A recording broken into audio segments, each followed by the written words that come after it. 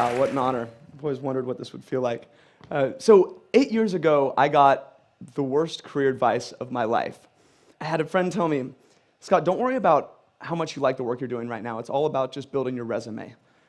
And I'd just come back from living in Spain for a while, and I joined this Fortune 500 company. I thought, this is fantastic. I'm going to have this big impact on the world, and all these ideas. And within about 2 months, I noticed at about 10 a.m. every morning, I had this strange urge to want to slam my head through the monitor of my computer. I don't know if anyone's ever felt that. And I noticed pretty soon after that all the competitors in our space had already automated my job role. And this is right about when I got this sage advice to build up my resume. Well, as I'm trying to figure out what two-story window I'm going to jump out of and change things up, I read some altogether different advice from Warren Buffett, and he said, taking jobs to build up your resume is the same as saving up sex for old age. And I heard that, and that was all I needed. Within 2 weeks, I was out of there, and I left with one intention, to find something that I could screw up. That's how tough it was. I just wanted to have some type of an impact. It didn't matter what it was. And I found out pretty quickly after that I wasn't alone. It turns out over 80% of the people around don't enjoy their work. I'm guessing this room is different, but that's the average that Deloitte has done with their studies. And so I wanted to find out, what is it that sets these people apart? The people who do the passionate, world-changing work, they wake up inspired every day. And then these people, the other 80% who lead these lives of quiet desperation. So I started to interview all these people doing this inspiring work, and I read books and did case studies, and 300 books altogether on purpose and career and all this. Totally just self-immersion, really for the selfless reason of I wanted to find the work that I couldn't not do, what that was for me. But as I was doing this, more and more people started to ask me, Scott, you're into this career thing. I don't really like my job. Could we sit down for lunch? I'd say, sure, but I would have to warn them because at this point, my quit rate was also 80%. Of the people I'd sit down with for lunch, 80% would quit their job within 2 months. And this is something, I was proud of this. And it wasn't that I had anything special magic. It was that I would ask one simple question. It was, why are you doing the work that you're doing? And so often, their answer would be, well, because somebody told me I'm supposed to. And I realized that so many people around us are climbing their way up this ladder that someone tells them to climb and ends up being leaned up against the wrong wall, or no wall at all. And so the more time I spent around these people and saw this problem, I thought, what if we could create a community, a place where people could feel like they belonged and that it was okay to do things differently, to take the road less traveled, where that was encouraged, and inspire people to change. And that later became what I now call Live Your Legend, which I'll explain in a little bit. But as we've done this, as I've made these discoveries, I noticed a framework of really 3 simple things that all these different passionate world changers have in common. Whether you're like a Steve Jobs, or if you're just the person who has the bakery down the street, but you're doing work that embodies who you are. I want to share those 3 with you so we can use them as a lens for the rest of today and hopefully the rest of our life. The first part of this 3-step passionate work framework is becoming a self-expert and understanding yourself. Because if you don't know what you're looking for, you're never going to find it. And the thing is that no one's going to do this for us. There's no major in university on passion and purpose and career. I don't know how that's not a required double major, but don't even get me started on that. I mean, you spend more time picking out a dorm room TV set than you do picking your major in your area of study. But the point is, it's on us to figure that out. And we need a framework. We need a way to navigate through this. And so the first step of our compass is finding what our unique strengths are. What are the things that we wake up loving to do no matter what, whether we're paid or we're not paid, the things that people thank us for. And StrengthsFinder 2.0 is a book and also an online tool highly recommended for sorting out what it is that you're naturally good at. And then next, what's our framework or our hierarchy for making decisions? Is it the people that, or do we care about the people, our family, health, or is it achievement, success, all this different stuff? We have to figure out what it is to make these decisions so we know what our soul is made of, so that we don't go selling it to some cause we don't give a shit about. And then the next step is our experiences. All of us have these experiences. We learn things every day, every minute about what we love, what we hate, what we're good at, what we're terrible at. And if we don't spend time paying attention to that and assimilating that learning and applying it to the rest of our life, it's all for nothing.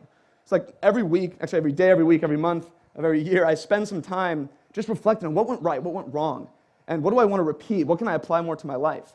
And even more so than that, as you see people, especially today, who inspire you, who are doing things where you say, oh God, what Jeff is doing, I want to be like him? Why are you saying that? Open up a journal, write down what it is about them that inspires you. It's not going to be everything about their life, but whatever it is, take note of that, because over time we have this repository of things that we can use to apply to our life and have a more passionate existence and make a better impact. Because when we start to put these things together, we can then define what it is success actually means to us. And without these different parts of the compass, it's impossible. We end up in the situation, we have that scripted life that everyone seems to be living, going up this ladder to nowhere. It's kind of like in Wall Street too, if anyone saw that. The kind of peon employee asked the big Wall Street banker CEO, said, "Hey man, what's your number?" Everyone's got a number. If they make this amount of money, they'll leave it all. He says, "Oh, simple, more." He just smiles. And it's the sad state of most of the people that haven't spent time understanding what actually matters to them. We just keep reaching for something that doesn't mean anything to us, but we're doing it because everyone said we're supposed to. But once we have this framework together, we can start to identify things that make us come alive. Before this, a passion could come and hit you in the face. Or maybe in your possible life work, you might throw it to the side because you don't have a way of identifying it. But once you do, you can see something that says, it's congruent with my strengths, my values, who I am as a person. So I'm going to grab a hold of this, I'm going to do something with it, and I'm going to pursue it and try and make an impact with it. And Live Your Legend and the movement we've built wouldn't exist if I didn't have this compass to identify, wow, this is something I want to pursue and make a difference with. So if we don't know what we're looking for, we're never going to find it. But once we have this framework, this compass, then we can move on to what's next. And that's not me up there. But doing the impossible and pushing our limits. Because there's two reasons why people don't do things. One is because they tell themselves they can't do them, or the other is people around them tell them they can't do them. Either way, we start to believe it, and either we give up or we never start in the first place. The thing is, everything was impossible until somebody did it. Every invention, every new thing in the world, people thought were crazy at first. Roger Bannister in the 4-minute mile, it was a physical impossibility to break the 4-minute mile in a foot race until Roger Bannister stood up and did it. And then what happened? 2 months later, 16 people broke the 4-minute mile. The things that we have in our head that we think are impossible, often just milestones waiting to be accomplished, if we can push those limits a bit. And I think this starts with probably your physical body and physical fitness more than anything, is we can control that. If you show yourself, you don't think you can run a mile, you show yourself you can run a mile or two, or even a marathon, or lose 5 pounds, whatever it is, you realize that can be transferred, that confidence compounds, can be transferred into the rest of your world. And I've actually gotten into the habit of this a little bit with my friends. We had this little group where we kind of go on physical adventures, and recently I found myself in a kind of a precarious spot. I'm terrified of deep, dark blue water. I don't know if anyone's ever had that same fear ever since they watched Jaws 1, 2, 3, and 4, 6 times when I was a kid. But anything above here, if it's murky, I can already feel it right now. I swear there's something in there. Even if it's Lake Tahoe, it's freshwater. Totally unfounded fear, ridiculous, but it's there. Anyway, 3 years ago, I find myself on this tugboat right down here in the San Francisco Bay. It's a rainy, stormy, windy day, and people are getting sick on the boat, and I'm sitting there wearing a wetsuit. And I'm looking out the window in pure terror and thinking I'm about to swim to my death. I'm going to try and swim across the Golden Gate. And my guess is some people in this room might have done that before. And I'm sitting there, and my buddy Jonathan would talk me into it. He comes up to me, and he could see the state I was in. And he comes up and says, "Scott, hey man," he's like, "what's the worst that can happen?" He's like, "You're wearing a wetsuit, you're not going to sink." He's like, "and if you can't make it, just hop on one of the 20 kayaks. Plus, if there's a shark attack, why are they going to pick you over the 80 people that are in the water?" I said, "Oh, thanks, that helps." He's like, "No, but really, just have fun with this." He's like, "Good luck." And he dives in, swims off. I'm like, okay. It turns out the pep talk totally worked. I just felt this total feeling of calm. And I think it was because Jonathan was 13 years old. And of the 80 people swimming that day, 65 of them were between the ages of 9 and 13. Think for a second how you would have approached your world differently. At 9 years old, you found out you could swim 1.5 miles in 56-degree water from Alcatraz to San Francisco. What would you have said yes to? What would you have not given up on? What would you have tried? As I'm finishing this swim, I get to Aquatic Park, and I'm getting out of the water, and of course, half the kids already finished. So they're cheering me on, and they're all excited. And I got total popsicle head, if anyone's ever swam in the bay. And I'm trying to just thaw my face out, and I'm watching people finish. And I see this one kid, something didn't look right. He's just flailing like this, and he's barely able to sip some air before he slams his head back down. And I noticed other parents were watching too, and I swear they were thinking the same thing I was. This is why you don't let 9-year-olds swim from Alcatraz. And I mean, this was not fatigue. All of a sudden, two parents run up, they grab him, and they put him on their shoulders, and they're dragging him. He's just dragging like this. And I mean, totally limp. And then all of a sudden, they walk a few more feet, and they plop him down in his wheelchair. And he puts his fists up in the most insane show of victory I've ever seen. I could still feel the warmth and the energy on this guy when he made this accomplishment. The thing is, I had seen him earlier that day in his wheelchair. I just had no idea he was going to swim. I mean, where is he going to be in 20 years? How many people told him he couldn't do that he would die if he tried that?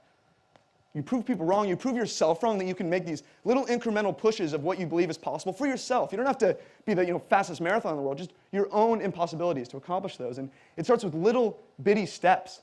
And the best way to do this is to surround yourself with passionate people. The fastest way to do things you don't think can be done is to surround yourself with people already doing them. There's this quote by Jim Rohn, and it says, "You are the average of the 5 people you spend most time with." And there is no bigger life hack in the history of the world from getting where you are today to where you want to be than the people you choose to put in your corner. They change everything. And it's a proven fact. In 1898, Norman Triplett did this study with a bunch of cyclists. And he would measure their times around a track in a group and also individually. And he found that every time the cyclists in a group would cycle faster. And it's been repeated in all kinds of walks of life since then. And it proves the same thing over and over again, that the people around you matter. And the environment is everything. But it's on you to control it, because it can go both ways. With these 80% of people who don't like the work they do, that means most people around us, not in this room, but around everywhere else, are encouraging complacency and keeping us from pursuing the things that matter to us. So we have to manage those surroundings.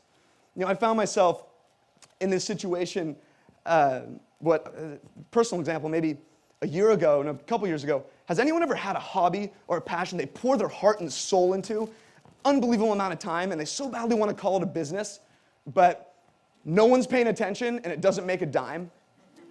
Okay, I was there for 4 years trying to build this Live Your Legend movement to help people do work that they genuinely cared about and inspired them. I was doing all I could, and there were only really 3 people paying attention, and they're all right there. My mother, father, and my wife, Chelsea. Thank you guys for the support. But and that's how badly I wanted it, but it grew by 0% for 4 years. And I was about to shut it down.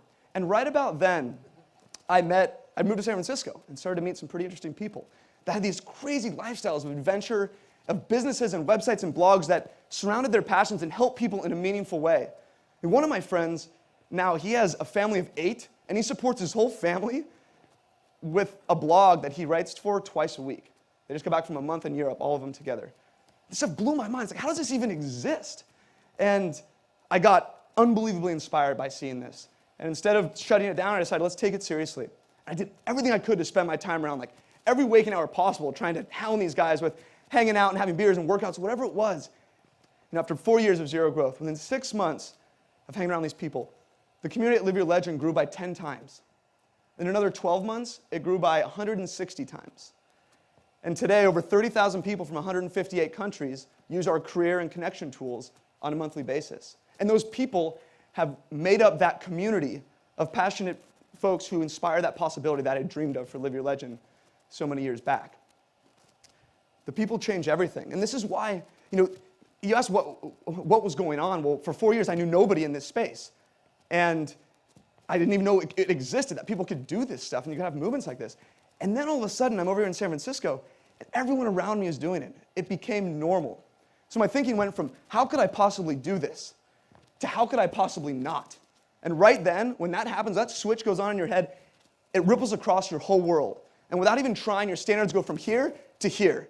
You don't need to change your goals or anything. You just need to change your surroundings. That's it. And that's why I love being around this whole group of people, why I go to every TED event I can and watch them on my iPad on the way to work, whatever it is, because this is the group of people that inspires possibility. We have a whole day to spend together and plenty more. Sum things up in terms of these 3 pillars. They all have one thing in common more than anything else. They are 100% in our control. No one can tell you you can't learn about yourself. No one can tell you you can't push your limits and learn your own impossible and push that. No one can tell you you can't surround yourself with inspiring people or get away from the people who bring you down.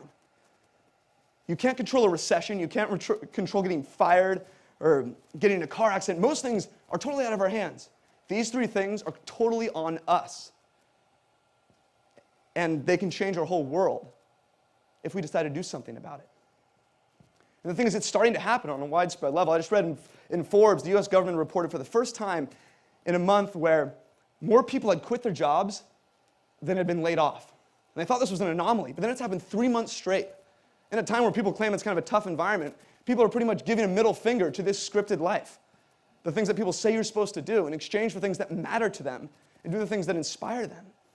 And the thing is, people are waking up to this possibility that really the only thing that limits the possibility now is imagination. That's not a cliche anymore. Like, I don't care what it is that you're into, what passion, what hobby.